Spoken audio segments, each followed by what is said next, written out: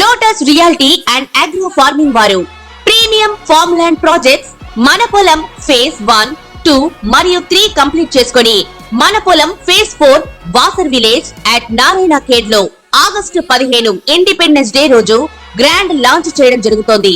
Launching మరియు independence day సందర్భంగా 5 guntas land out rate లో బుక్ చేసుకున్న వారికి 1,50,000 రూపాయల డిస్కౌంట్ తో పాటు 2 గ్రాముల గోల్డ్ ఫ్రీగా ఇస్తున్నారు. పూర్తి వివరాలకు సంప్రదించండి. ఓం మహాగణాధిపతయే నమః. ఓం గురుభ్యో నమః. ఓం శ్రీమాత్రే నమః. పరమేశ్వర స్వరూపమైనటువంటి జ్యోతిష, వాస్తు మరియు ఇతర అనేకమైనటువంటి శాస్త్రములను మనకు అందించినటువంటి మహర్షులకి నమస్కారం. హయగ్రీవ హయగ్రీవ హయగ్రీవేతి యో వధేత్తస్య నిస్సరతే వాణి జహ్నుకన్యా ప్రవాహవత్.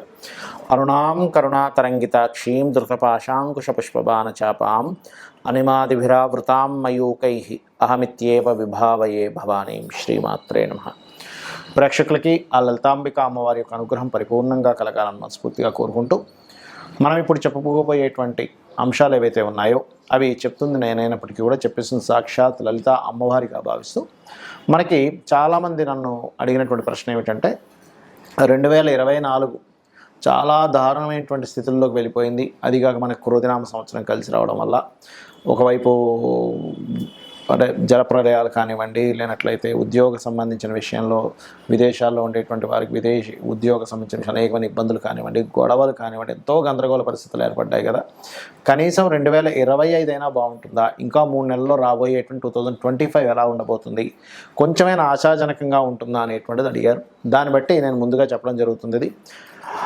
సో ఇక్కడ దేశవ్యాప్తంగా ప్రపంచవ్యాప్తంగా ఉండేటువంటి సంఘటనలు, అదేవిధంగా మీ యొక్క పర్సనల్ చార్ట్ రీత్యా మీ జాతచక్రంలో ఉండేటువంటి కాంబినేషన్స్ అంటే మీ personal chart is different, but మీ రాశి రీత్యా మీ లగ్నరీత్యా ఈ యొక్క గురువు కానీ, శని కానీ, రాహుకేతులు కానీ మనకి 2025వ సంవత్సరంలో ఎప్పుడు మారుతున్నారని చూసుకున్నట్లయితే, మనకి గురువు మే 15కు మారుతున్నాడు. అప్పటి వరకు మనకు వృషభ రాశిలోనే ఉంటాడు. శని భగవానుడు 30 మార్చిను మారుతున్నాడు. రాహుకేతువులు ఏంటంటే 30 మే నుంచి మారుతున్నారు 2025లో. కాబట్టి ఈ గ్రహాలు మారే వరకు ఉండేటువంటి ఫలితాలు, మారిన తర్వాత ఉండేటువంటి ఫలితాలు 2025 సంవత్సరంలో అందరికీ ఎటువంటి ఫలితాలు కలగనున్నాయి, మరియు ఏం చేసుకోవాలి మీరు అనేటువంటి విషయం మనం ఇప్పుడు తెలుసుకుందాం.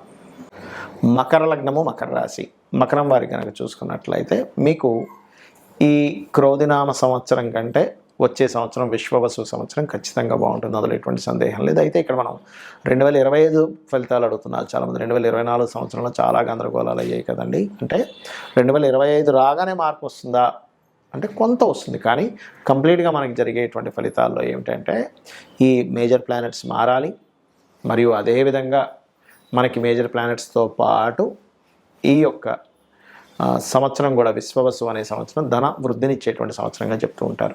కాబట్టి ధనాభివృద్ధి కూడా జరుగుతూ ఉంటుంది అందరికీ కూడా సమిష్టిగా.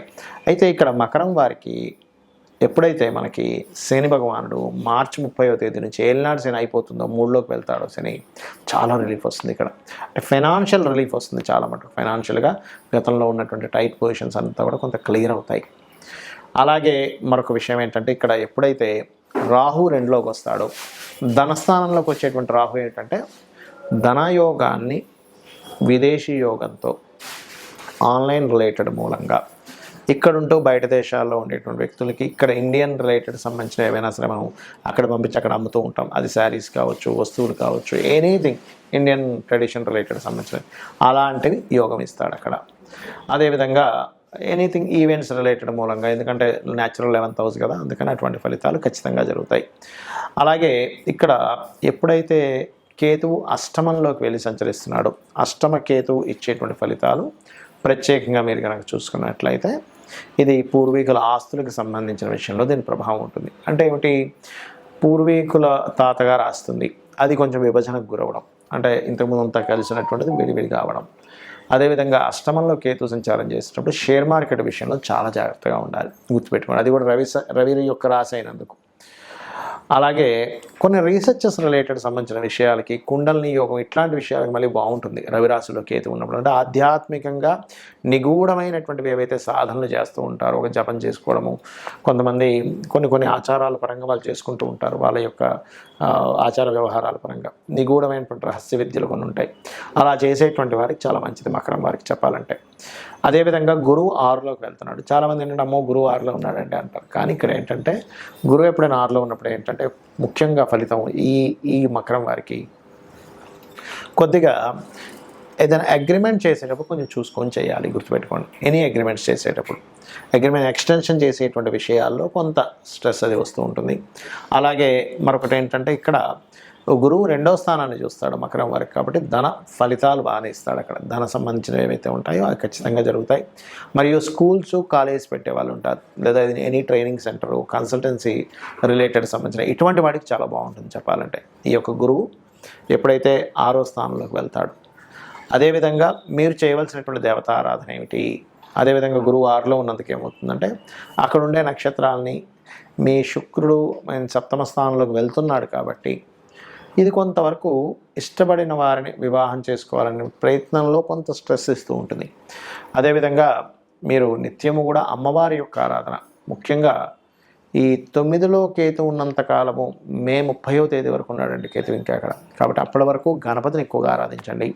ఎప్పుడైతే మే 30 దాటిన తర్వాత నుంచి అక్కడి నుంచి మీరు కాస్త అంటే గణపతి ఆరాధన అంటే ఇన్ సెన్స్ అమ్మవారితో పాటు గణపతి ఆరాధన చేస్తూ క్షేత్రానికి వెళ్ళినట్టే ముఖ్యంగా. అలా ఏదైనా క్షేత్రానికి వెళ్ళి కనుక వచ్చినట్లయితే మరింత అద్భుతమైనటువంటి ఫలితాలు జరుగుతాయి. మరియు ఇక్కడ 6లో గురువు వస్తున్నాడు కాబట్టి అప్పులు ఇవ్వడం తీసుకునే విషయంలో జాగ్రత్తగా ఉంటూ ఓం అపర్ణాయే నమః మంత్రం చేయండి, అన్ని విధాలు బాగుంటుంది. 2024 కంటే 2025 విశ్వవసు అనేటువంటి సంవత్సరం క్రోధినామ సంవత్సరం కంటే చాలా బెటర్గా ఉంటుంది. ఎందుకంటే ధన సమృద్ధి యోగాన్ని ఇస్తుందట విశ్వవసు అంటే. మరి దేశ కాలమాన పరిస్థితుల్లో ఎటువంటి ఫలితాలు వస్తాయి అని చెప్పి చూసుకున్నట్లయితే ఇప్పుడు మనం చూడండి, జలరాశుల్లో మీనం యొక్క సంచారం జరుగుతున్నందుకు మనం లాస్ట్ టైం మనం చెప్పుకున్నాం, 9 months బ్యాకే చెప్పుకున్నాం రాహు మారినప్పుడు జలరాశుల్లోకి రాహు వచ్చాడు. Rahu is the drastic related సంబంధించిన వాటికి కారకుడు.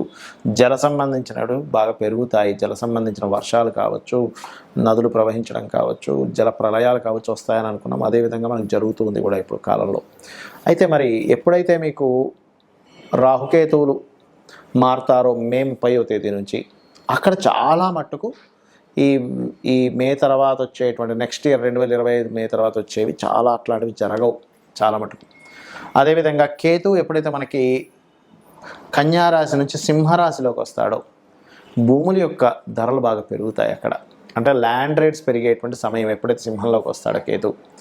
మరి సింహంలోకి వచ్చిన కేతు ఏం చేస్తాడండి, కొన్ని అధికారాల్లో ఉండేటువంటి కొంతమందిని బదిలీ చేస్తాడు. అది ఎంపీ లెవెల్ కావచ్చు, ఎమ్మెల్యే లెవెల్ కావచ్చు, సీఎం లెవెల్ కావచ్చు, పిఎం లెవెల్లో కావచ్చు. కొంత మార్పులను ఇస్తాడు అక్కడ. అంటే కొన్ని మార్పుల్ని కేతు ఈజ్ చేంజింగ్, మార్పులు ఇంకొంత ఏదైనా మార్పు తేవడం వాటికి కారకుడు. అదేవిధంగా ఒక గొప్ప కీర్తిని కూడా ఇస్తాడు రాజుకి, ఎందుకంటే కేతు కీర్తికి కారకుడు. మరి శని భగవానుడు మీనరాశిలోకి వెళ్తున్నాడు. ఇక్కడ బాగా అర్థం చేసుకోండి, రాహు ఎప్పుడైతే మీనరాశిలో ఉన్నాడో కొన్ని ధర్మ సంబంధించినటువంటి విషయాలు అనేకమైనటువంటి ఘర్షణలు తీసుకొచ్చాడు. శని వచ్చినప్పుడు ఏమవుతుందంటే అటువంటి ఘర్షణలు అవుతుంటాయి, కానీ కొంత ధర్మబద్ధంగా అంటే ధర్మ కర్మాది యోగం ఏర్పడుతుంటుంది ఎప్పుడు శని కనుక గురు రాశుల్లోకి వెళ్ళినప్పుడు. కొన్ని ధర్మ సంబంధించినటువంటి విషయాల్లో రాహు ఎటువంటి, ఎందుకంటే శనివత్ రాహు కుజవత్ కేతు అంటూ ఉంటారు. రాహు ఎటువంటి ఫలితాలను ఇస్తూ వచ్చాడో ఈ శని మీనరాశిలో ఉన్నప్పుడు ఏంటంటే ఎక్కువగా అంటే వర్షాలు పడవు, కానీ కొంచెం ఎక్కువగా ఎండ తక్కువగా ఉండడం, ఆ 2.5 సంవత్సరాలకు అసలు మబ్బు బట్టి ఎక్కువగా ఉండడం, ఇట్లాంటివి కూడా కొంత జరుగుతూ ఉంటాయి. అంటే చల్లదనం, కోల్డ్నెస్ పెరుగుతూ ఉంటుంది. ఎందుకంటే జలరాశుల్లోకి వెళ్ళిన శని కదా, కోల్డ్నెస్ మీకు కొన్ని దేశాలు మంచు ఎక్కువ పట్టడం కానీ, అదేవిధంగా ఎండాకాలం ఎందుకని ఎండ అంతగా ఎక్కువ కనిపించట్లేదు ఏంటి అనుకోవడం కానీ ఇట్లాంటివి ఎక్కువ జరుగుతూ ఉంటాయి. ఎందుకంటే ఇక్కడ ఇది ఒకటే కారణం కాదు, కేతువు కూడా సింహరాశిలోకి ఎంటర్ అవుతున్నాడు. అంటే రవి ప్రచండంగా వచ్చేటువంటి దానికి కేతు ఎప్పుడైతే ఉన్నాడో మీరు గమనించవచ్చు. ఈ మీనరాశిలో 2.5 సంవత్సరాలు ఉండే శని, సింహరాశిలో సంవత్సరాలు ఉండేటువంటి కేతు ఈ ఫలితాలు ఇస్తూ ఉంటాడు. మరి ఈ యొక్క ఫలితాల్లో చాలామందికి డేట్ ఆఫ్ బర్త్లు ఉండవు, ఎందుకంటే వాళ్ళ పర్సనల్ చార్ట్ బట్టి లగ్నము, ధనస్థానము, ప్రయత్న స్థానము, వివాహ స్థానం కావచ్చు, గృహయోగం కావచ్చు, ఇవన్నీ మీ పర్సనల్ చార్ట్లో ఉంటాయి. మీ పర్సనల్ చార్ట్లో ఉన్నటువంటిది ఎక్కువ ప్రభావం చూపిస్తుంది. గుర్తుపెట్టుకోండి, ఏలినాటి శని వచ్చిందని అష్టమ శని, అర్ధాష్టమ శని భయపడకండి. మీ personal chart is most important. మరి పర్సనల్ చార్ట్ కూడా తెలియని వారు ఏం చేసుకోవాలి? 2025 సంవత్సరం అన్ని విధాలా బాగుండాలంటే మీరు ఆరాధన చేసుకోవడం, గణపతి యొక్క ఆరాధన చేసుకోండి. ఎక్కువగా గణపతిని ఎక్కువగా ఆరాధించండి. సూర్యుడిని, గణపతిని ఎక్కువ ఆరాధించండి. సేవలు, ఎందుకంటే 12వ స్థానంలో శని వెళ్ళి గురువు రాశిలో న్యాచురల్ 12th హౌస్లో ఉన్నాడు కాబట్టి మీకు దగ్గరలో ఉండే ఆలయాల్లో నూనెని దానంగా ఇస్తూ ఉండండి. నూనెని లేదా బెల్లంతో చేసిన పదార్థాన్ని ప్రసాదంగా ఇస్తూ ఉండండి. అలాగే మరొకటి ఏంటంటే, మీరు ఏ బిజినెస్లు చేస్తున్నా కాస్త టెక్నాలజీతో కనెక్టివిటీ ఉండేలాగా మీరు ప్రయత్నం చేయండి. బాగా గ్రోత్ ఉంటుంది. ఎందుకంటే రాహు 11లో న్యాచురల్ 11th హౌస్లో సంచరించేటువంటి సమయము కాబట్టి ఇవి చేయండి, ఖచ్చితంగా మీకు బాగుంటుంది.